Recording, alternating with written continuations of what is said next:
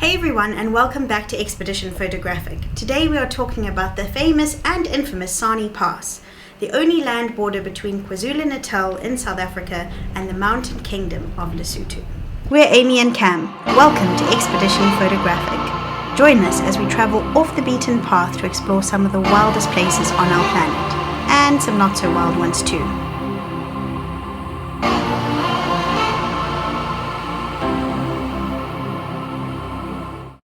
The Sani Pass route starts at approximately 1,500 meters above sea level and ascends 1,332 meters to just under 3,000 meters above sea level, over 33 kilometers of gravel and rocks.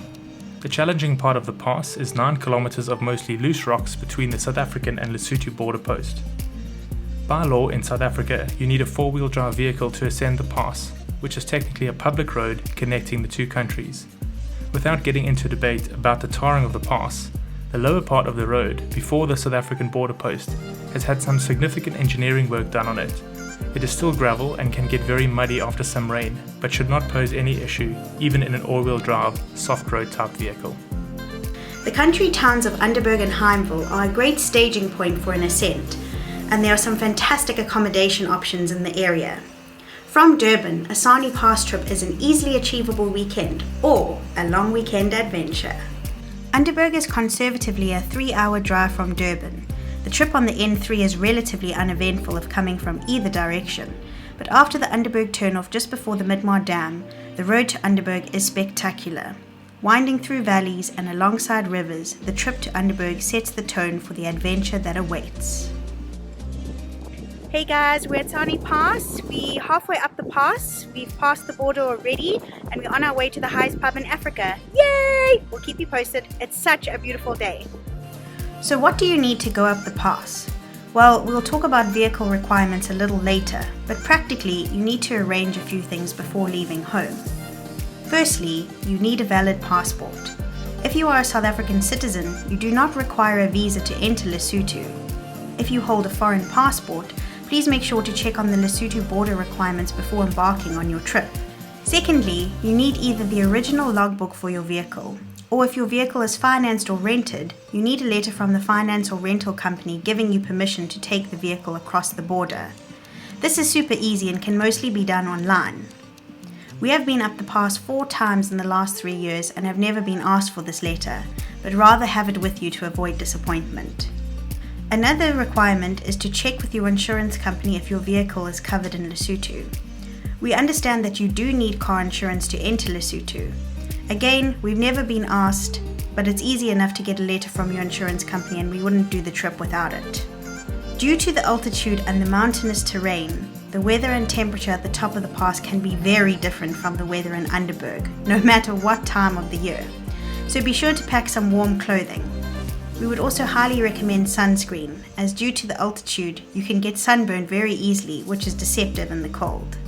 It can take a few hours to get to the top of the pass. It generally does take a bit longer going up than coming down, but make sure you have some drinks and snacks ready for the journey. Also carry enough water, it can be hot on a sunny summer's day. Keep in mind that this is a rocky mountain pass. There are no shops between Heimville and the top of the pass, so you'll need to make sure you have enough water with you at the start of your ascent. A top tip regarding a comfortable trip up and down the pass is to use the bathroom facilities at the SA border post.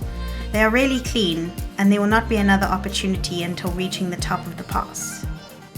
Hey guys, it's getting very windy. You can see we've brought our Suzuki Jimny up the pass, so it's doing so well, and yeah, we're almost at the top now. So we know this is a very controversial topic. You will find many 4x4 forum posts about how people have managed to drive two-wheel drive Hiluxes up the pass, and how soft-roaders and all-wheel drive vehicles get up the pass, and I'm really not going to get into it today. Here is our opinion.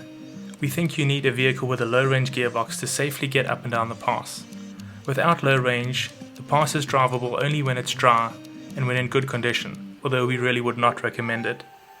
After the South African border post, you can engage low range and drive the rest of the way up the pass in low range first, second and third. To ascend and descend the pass safely, you need to take it slow and drive at a comfortable speed that feels right for your vehicle.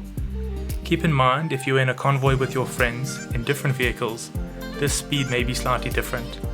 Don't be tempted to try and keep up with the person in front of you if you feel your pace is a little slower. On a recent trip up the pass, Amy and I were driving our Jimny with a friend following in his Land Rover Discovery 4. The Jimny was very light as it was just the two of us, and the Discovery was much more heavily loaded. The comfortable speed for the Jimny up and down the pass was a little faster than the Discovery. I would have thought it would have been the other way around, but this is definitely something to keep in mind. Make sure if you are traveling in convoy to have some form of communication. Two-way radios are highly recommended and can be purchased relatively inexpensively. This also adds an element of fun and friendly banter to the journey. Keep in mind that there are patches with no cell service up the pass. Also, a quick communication may be required and a cell phone call is not ideal. Normally on off-road expeditions, solo vehicle travel is not recommended, or you will require some serious planning, vehicle prep and training. Sani Pass is an exception to this rule. It is completely safe to ascend and descend the pass in your own vehicle, and we have done so twice in our Jimny. There are lots of people up and down the pass all day, and help is always close at hand should it be required. Just before the top of the pass are the switchbacks, ultimately more intimidating on the way down, as you are looking over the edge as opposed to looking up the mountain on the way up. The trick here is to go slow, first and second low range, and if you are concerned, stop in a safe place, get out the car and have a look. Watch someone else drive up and see the line that they take. Do not feel pressure to push yourself past the point where you feel comfortable. In saying this, as long as you do not try to ascend or descend the pass in snowy or icy conditions, you will have no issues in a four-wheel drive vehicle with low range. A word of caution: if you are driving an automatic vehicle, you will want to lock the vehicle in gear. Most automatic gearboxes have an option to hold a gear. The reason is that in low range, many automatic gearboxes can do a lot of hunting between gears, which builds up heat and has a torque converter doing work unnecessarily. This is not a hard and fast rule. I've driven my father's FJ Cruiser up in drive with no issues. I've also driven our Jimny up most of the way in drive, but found that the Jimny did better selecting the gear we wanted on the steeper parts towards the top of the pass. Keep in mind that a long drive in low range can cause your engine and gearbox to get hotter than normal. The problem is easily solved by stopping at many of the stunningly beautiful view sites on the way up and down the pass. Hi everyone, we're on our way down Sani Pass now. We've just had an awesome lunch at the highest pub in Africa, and as you can see it's a little bit bumpy, but we're doing well. There's some Fortunas in front of us that are sitting on their brakes a bit. So just a top tip for today, just put it in low range and change between first and second gear. That's extremely helpful. Anyway, thanks guys, bye! Now, the most important bit of assistance we can offer. Do not go down the pass in drive and high range with your foot on the brake.